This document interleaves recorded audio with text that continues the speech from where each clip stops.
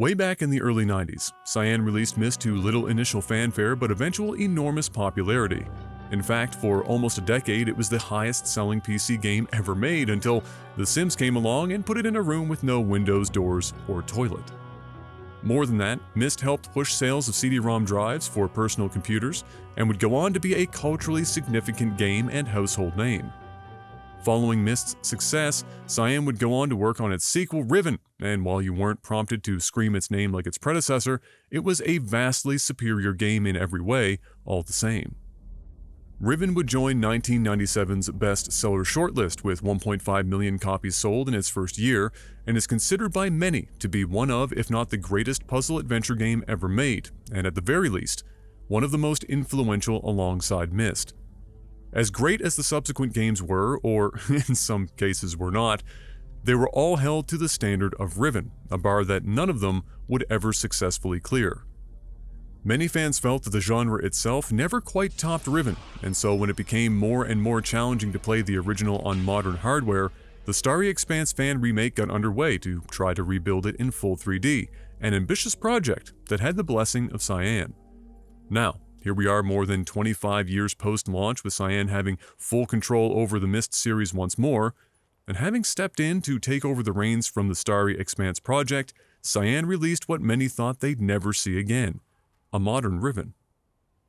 I know I certainly never thought I'd see Riven brought back to life, let alone by Rand Miller and crew, but here we are. I am a pretty big fan of the original game. In fact, it's one of my favorite games of all time, and holds many great memories for me having played it with my father. Like many others, I also believe that Riven is the best puzzle adventure game ever made, and so being able to dive back into that world brought with it as much excitement as it did high expectations. I always said that Riven in VR would be the thing that got me to finally buy into the niche tech, and while I'd love to do so, I also have to remember that milk costs more than a hip replacement right now, so I'll save that for another day. Instead, I got comfortable and put Riven up on my big old TV. After being greeted by an updated and satisfyingly nostalgia brain-scratching Cyan World's logo reveal, you'll find out very quickly that Riven is a very pretty game. Unreal Engine 5 gets to stretch its legs quite a bit in the 5th age, and the team did a nearly flawless job producing the feel of the old pre-rendered scenes from over 2 decades ago. I say nearly flawless for a couple of nitpicky reasons. As great as the lighting is, in some areas it doesn't quite provide the same level of gripping atmosphere the original did, probably because it's a nearly clinical representation of light, for better or worse. The more glaring blemish for me is the character models, which are just not up to snuff and look significantly dated by comparison. Cyan may be world-class in environmental artistry, but character models have never been their strong suit. The delivery of many of the iconic lines like Gen's monologue or even Atris's opening words fall a bit flat, as the models struggle to convey such emotions. I never thought I'd miss FMV characters, but it's hard to deny how much better they were at accomplishing their task. In any society, there will always be a small percentage of the population with rebellious tendencies. Robin Miller has also returned to refresh and add to his phenomenal soundtrack, which continues to provide much of Riven's atmosphere and is the perfect partner to the visuals that make you feel like you're really somewhere completely foreign to you. It's hard to describe, but Robin's music is an exact auditory representation of the places you'll visit in Riven, and is so much more impactful than a typical orchestral soundscape most games have as a default. It's as unique a sound as any you'll hear in a video game, and I couldn't imagine playing Riven without it, as it would be significantly less memorable for it. Perhaps just as impactful in a game littered with levers, knobs, buttons, and grand machines is the sound design. The original did this wonderfully, and the remake does it even better, thanks to a couple of decades worth of technological improvements, and clearly an engineer or two who give a damn. There is great attention to detail when it comes to the sound design throughout the 5th age, and I would imagine that if you play Riven in VR, this top-shelf sound design will make it all the more immersive. If you played the original, you'll feel entirely at home visually speaking, as nearly the entire age is a one-to-one recreation, with only a handful of changes that were necessary to facilitate others made in the puzzles and how the story and lore are provided. If you weren't aware yet, 2024's Riven Remake is less Resident Evil 2 Remake and more Final Fantasy VII Remake. When bringing Riven out of a 2D point-and-click world and into a full-motion with optional VR 3D world, there were of course changes that needed to be made to help make it work. The team also felt that this was a good opportunity to expand upon the lore of the characters, ages, and franchise in general in ways that they weren't able to or hadn't back in 1997. If you were hoping for an unaltered remake of the original game, you may be disappointed depending on how you take to what they've changed. Conversely, you could be thrilled. Personally, I was disappointed with some of the changes and outright frustrated with others. In fairness, it's not to say that it's because much of this is indicative of a bad game, it's mostly just not what would have been my personal preference. But maybe you haven't played Riven before. As that's very much a good possibility, I'll not leave you stranded, though I'll assume that you at least have a working understanding of the story thus far and the fundamentals of the series' world building in general. That being said, the grand story of the Myst series is quite unique and has an equally unique, almost literal origin, no pun intended. What started as a story built upon a game that was designed around a specific technology of the era called HyperCard, the Myst universe was expanded and elaborated upon in ways that make for a compelling narrative that leaves much room for the imagination to wander. This is rarefied air in the world of puzzle adventures even today, and the remake does great service to expand upon concepts the original did not. I'm always in favor of erring on the side of leaving some things to the reader or player's imagination, so some of these elaborations crossed a line or two for me personally, but I do think that in general, the good of it outweighs the bad. Riven is the direct sequel to Myst from a story perspective, and sees the player character helping Atris accomplish what seems to be an almost impossible task.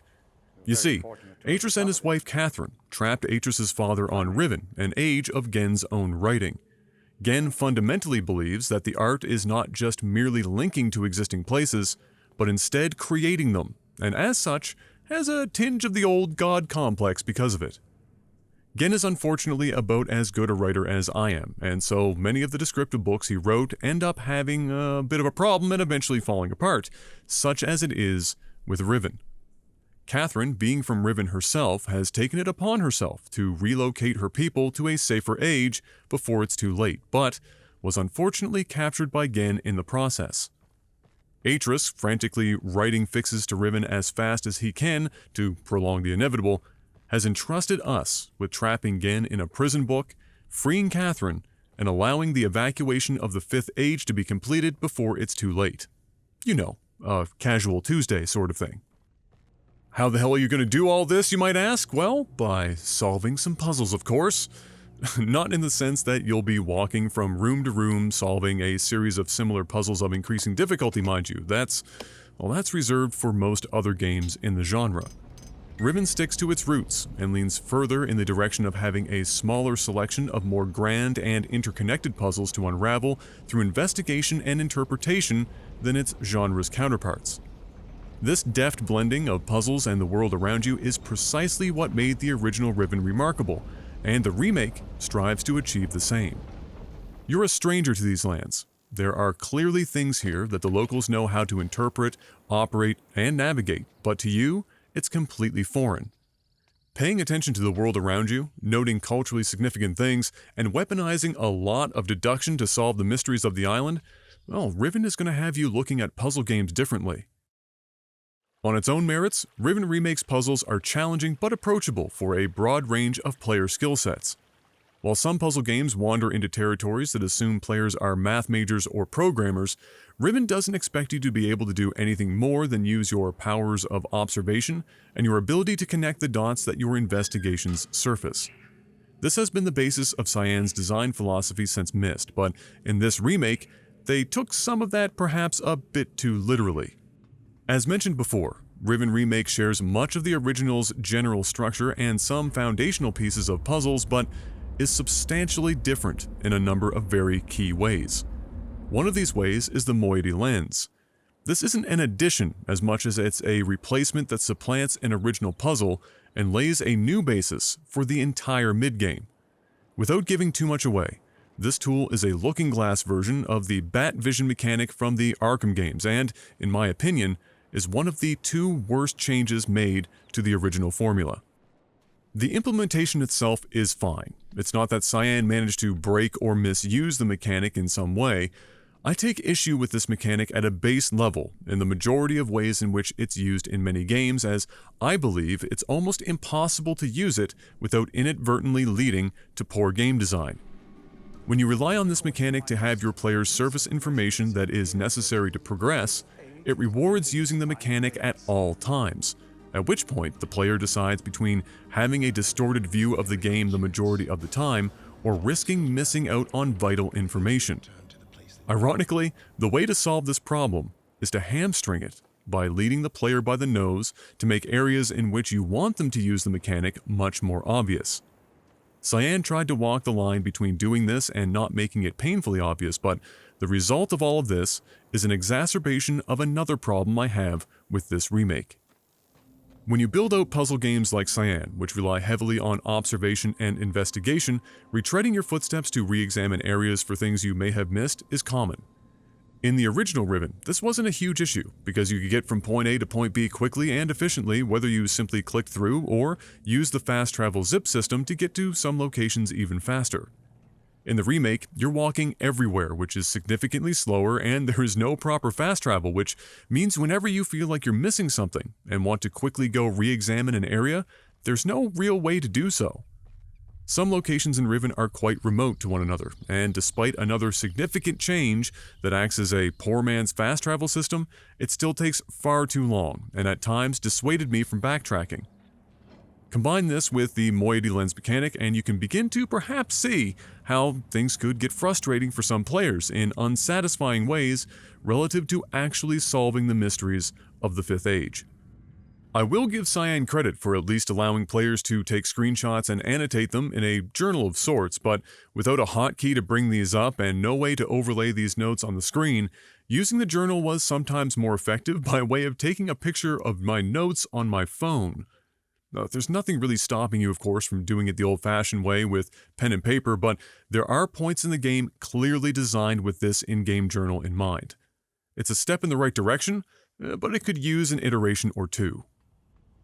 Moiety lens and its knock-on effects aside, I've heard a fair amount of talk about the remake being significantly easier than the original Riven, and I would tend to agree.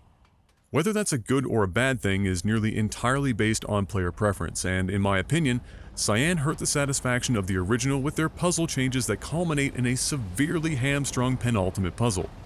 It's essentially impossible to discuss the exact reasons behind this without spoiling both the remake and the original, but I'll do my best to explain why I believe what I do. The original Riven's centerpiece puzzle is arguably one of, if not the most well-crafted, satisfying puzzles in the history of the genre. It is the pinnacle of Cyan's puzzle philosophy and is a culmination of several other puzzles, not just directly, but indirectly.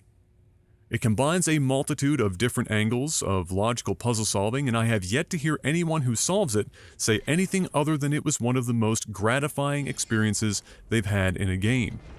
Make no mistake, it's a very challenging puzzle, but it's also a fair puzzle, which is what makes it so satisfying.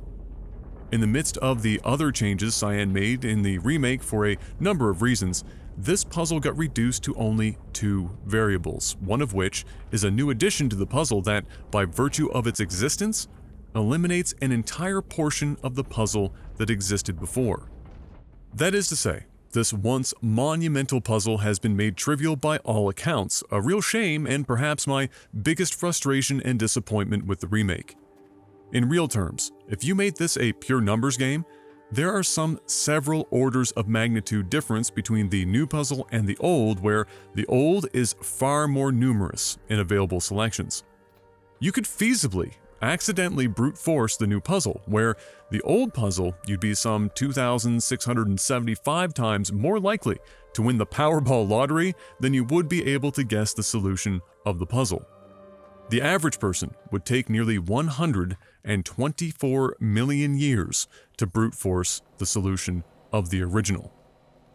You knew with great certainty that you were never going to brute force this old thing. You knew that you had to have everything fall into place and understand what was placed before you, and that's not insignificant.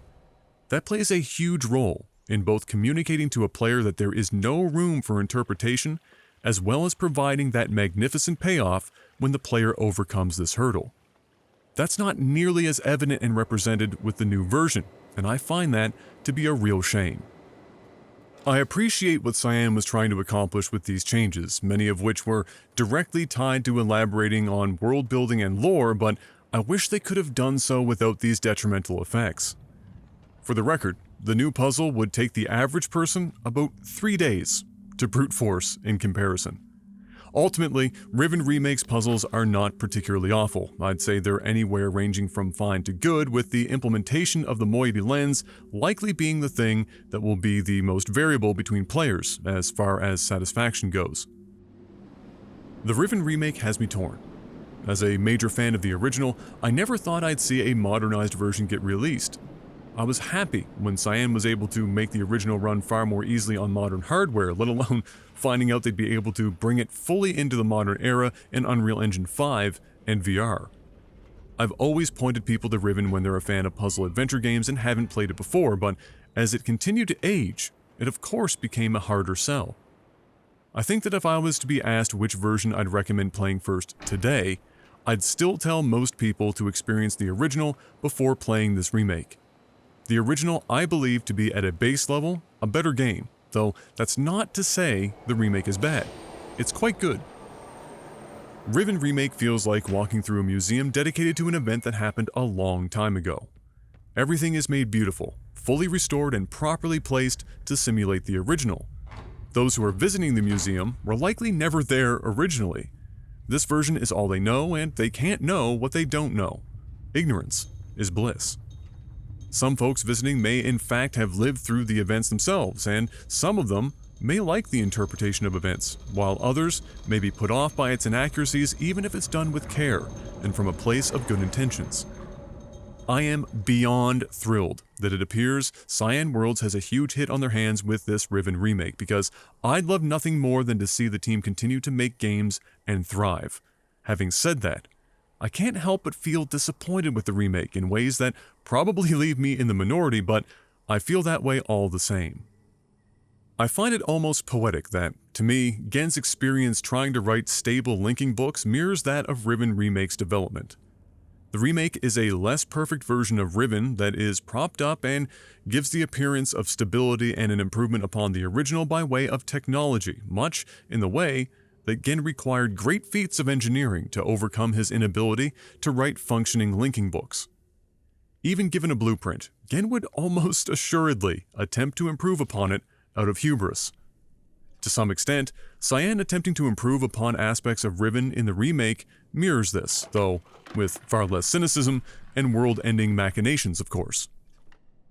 Riven Remake is a good game, made by good people with good intentions, but for me, there's still no beating the original. If you're a lover of puzzle adventure games, it's unlikely you'll be wholly disappointed, but be aware, this is not the same game that you've heard people talk about so fondly for over 25 years.